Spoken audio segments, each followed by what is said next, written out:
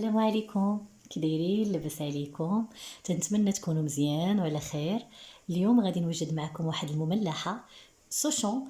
غادي بواحد العجينه اللي سهله بدون توريق بدون عذاب. اول حاجه غنبدا معكم بالمقادير. عندي هنا 300 غرام ديال الدقيق، يعني 3 الكيسان ديال الدقيق، وعندي 125 غرام ديال زبده التوريق، ملعقة صغيرة من الملح، ملعقة صغيرة من سكر حبيبات، بياض بيضة، وملعقة من الخل، وكأس من الماء البارد لجمع العجين. نبداو بالطريقة ان شاء الله. غناخدو هاد الحكاكة، غتاخدو الزبدة اللي تكون باردة من الثلاجة، وديروها في هذا الراس الكبير.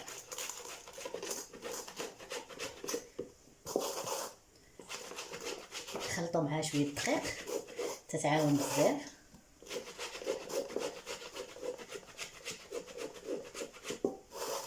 عندي 125 غرام ديال الزبده ديال التوريق.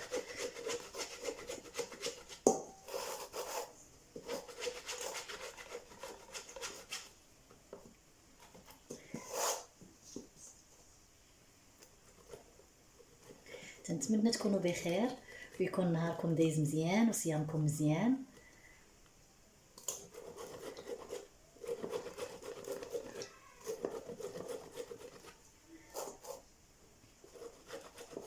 استعانوا بالدقيق باش ما تلصقش لكم الزبده في هذه الحكاكه.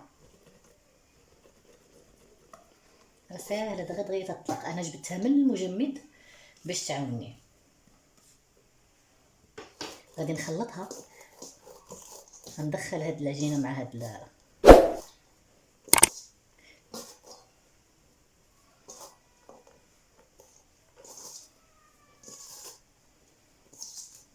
ما فيهاش الخدمه بزاف، دغيا تتوجد.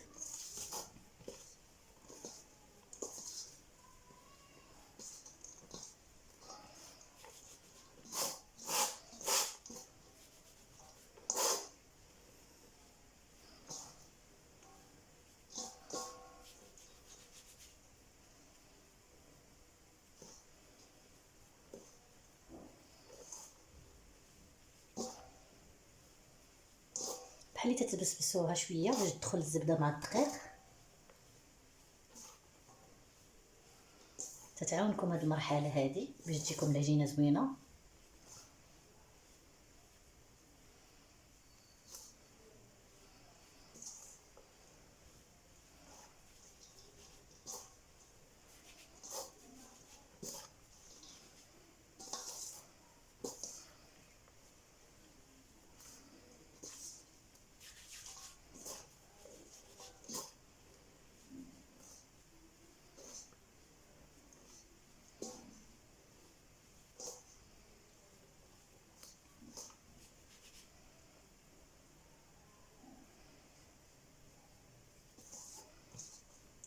في هاد الاثناء غنزيد ملعقه صغيره من الملح، ملعقه صغيره من سكر حبيبات،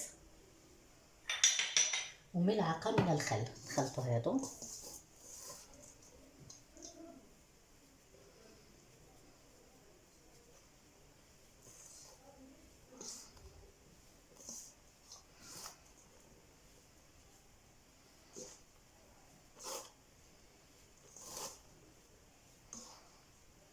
في رمضان تنبغوا في شويه المملحات، تنبقاو نعشقوا بزاف. هاد العجينه ساهله ما فيهاش تماره بزاف، دغيا تتخدميها.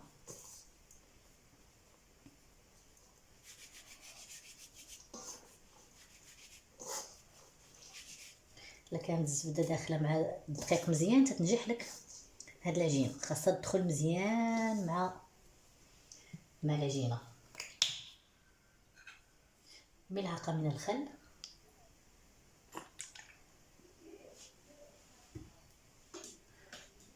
وبياض بيضه واحده الصفار احتفظت به باش ندهن به لي سوشون ديالنا. ودابا غادي نعجنو بكأس من الماء البارد. بسم الله. ما تتعجنش، تجمعيها غير بالاطراف ديال الاصابع ديالك.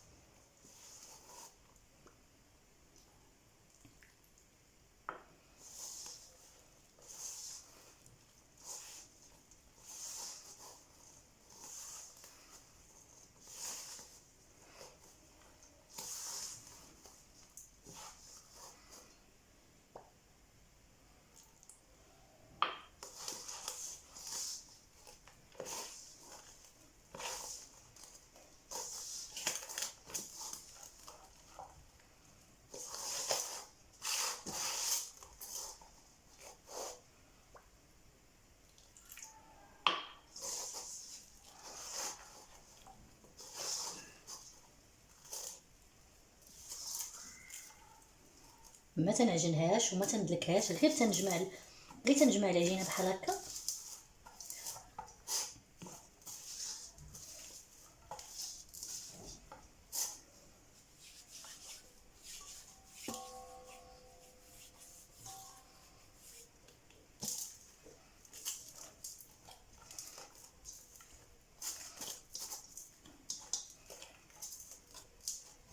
شتي العجينه تتبان لك ما مدلوكه ما والو.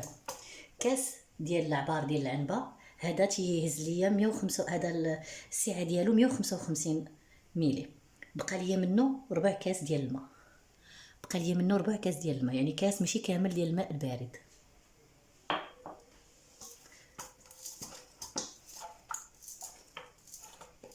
انا غسل يدي ونرجع معكم. العجين ديالي غادا نطلقها دابا، غنستعن بشويه الدقيق بحيث الزبده تتلصق شي شويه.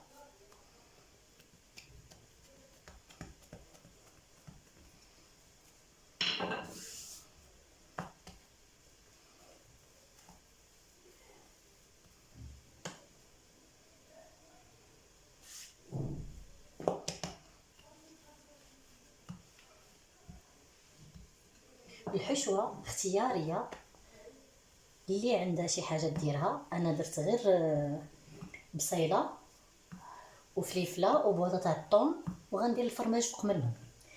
حشوه اقتصاديه ما فيهاش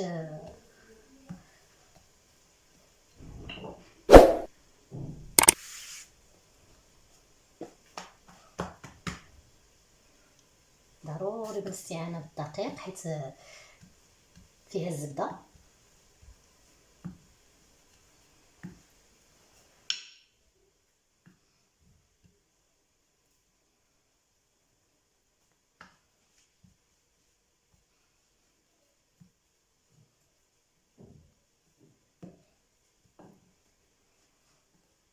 وغادي نلويوها بحال المسمن.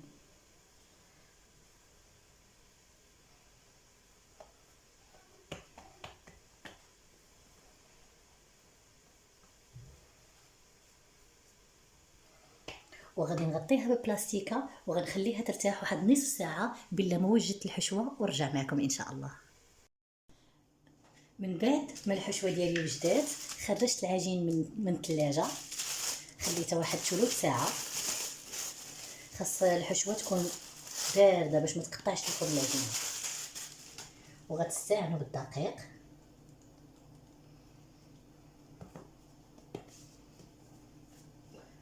بسم الله.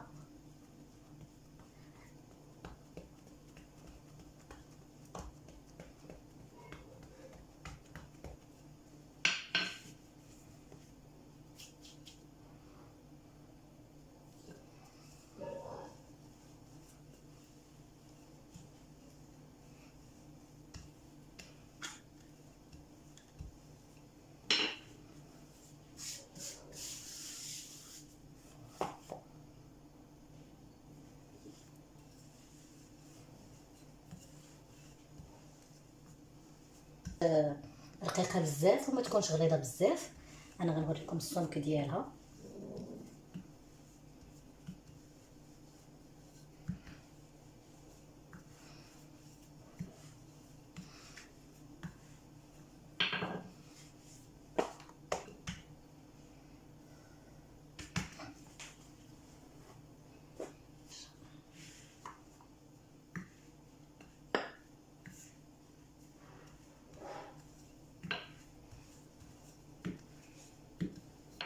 من بعد ما سرحتها، هذا هو السمك ديالها، ما غليظاش وما رقيقاش بزاف. وضروري ما تستعانوا بالقليل من الدقيق.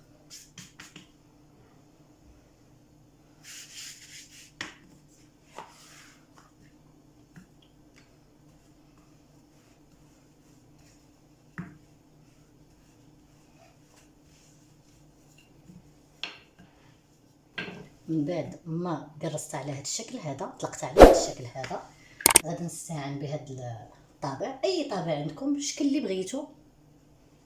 هذا الطابع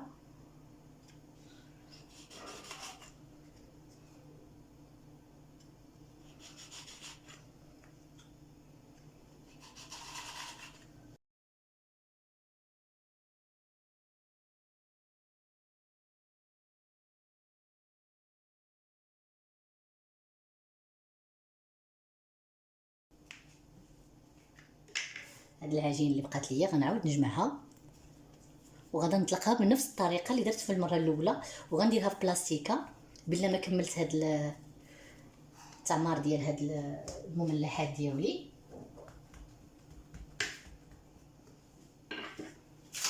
غادا ندهن السطح ديالهم بالماء الجوانب،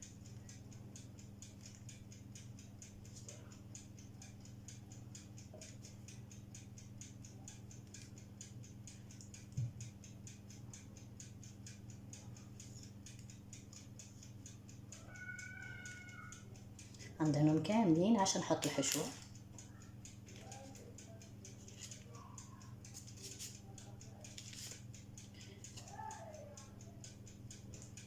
ما تيشدوش الوقت بزاف، فين تجي تغسلي المعانات وتجمعي السطح العمل ديالك يكون كلشي واجد. والفرن راني تنسخن فيه على 180 درجه من الاعلى ومن الاسفل.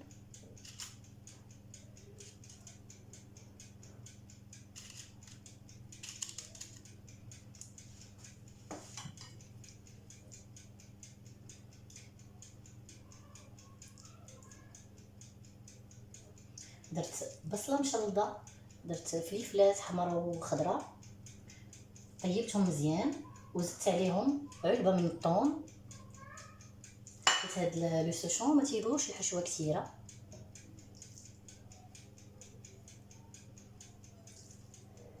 ودرت ليهم مليحه وبزيره وشويه ثوم بودر، شويه تحميره وشويه الجبن. حشوه اقتصاديه وسريعه ما تشدش لك الوقت كثيره.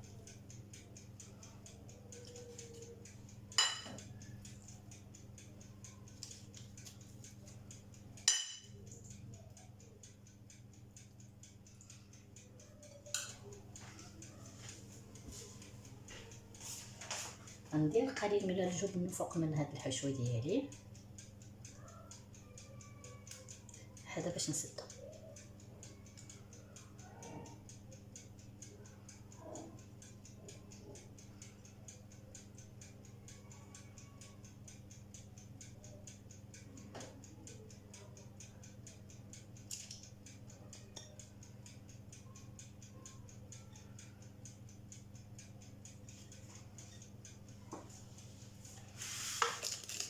وغادا نسدها على هذا الشكل. نشوف واش غنسد لها الاطراف ديالها على هذا الشكل،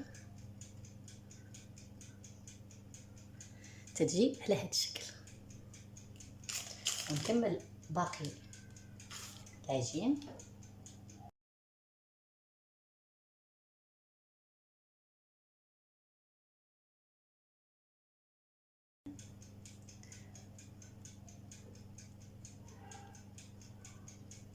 غنكمل باقي المكونات ونرجع معكم. من بعد ما كملتهم كاملين سديتهم مزيان من الاطراف، غادا ندهنهم بصفار بيضاء والقليل من الحليب والقليل من القهوه سريعه الذوبان. حاولوا ما يهبطش هذا الخليط للجوانب ديال العجين، غير من الفوق، غير من هنا.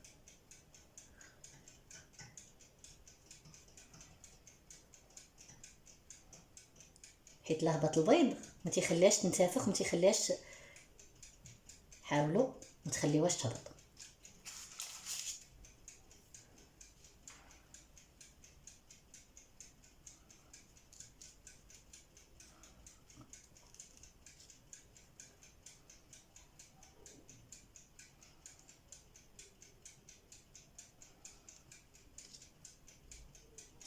غنكملها في الدهن. من بعد ما دهنت لي سوشون ديالي كاملين غادا ندير لهم واحد التقيبه صغير باش ما يتفرقعوش معايا.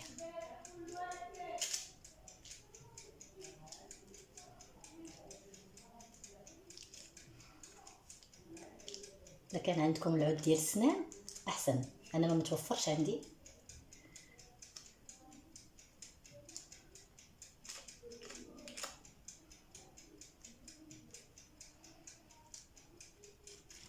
وغادي ندخلهم على فرن ساخن من الاعلى ومن الاسفل على 180 درجه، وملي يطيبوا نرجع معكم ان شاء الله. وهذا هو الشكل النهائي من اللي طابوا. شو تبارك الله، جاو مرقين ومحلولين.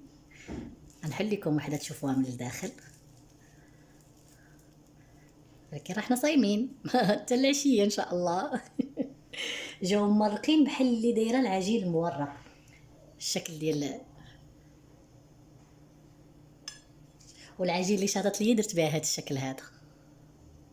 تنتمنى هاد الوصفه تعجبكم وتنال الاعجاب ديالكم. هاد العجين راهي تدير شحال من مملحه، غتنفعكم في المائده الرمضانيه ديالكم، وتنتمنى تعجبكم. وشكرا لكم على المشاهده، في فيديو جاي ان شاء الله. شكرا لكم.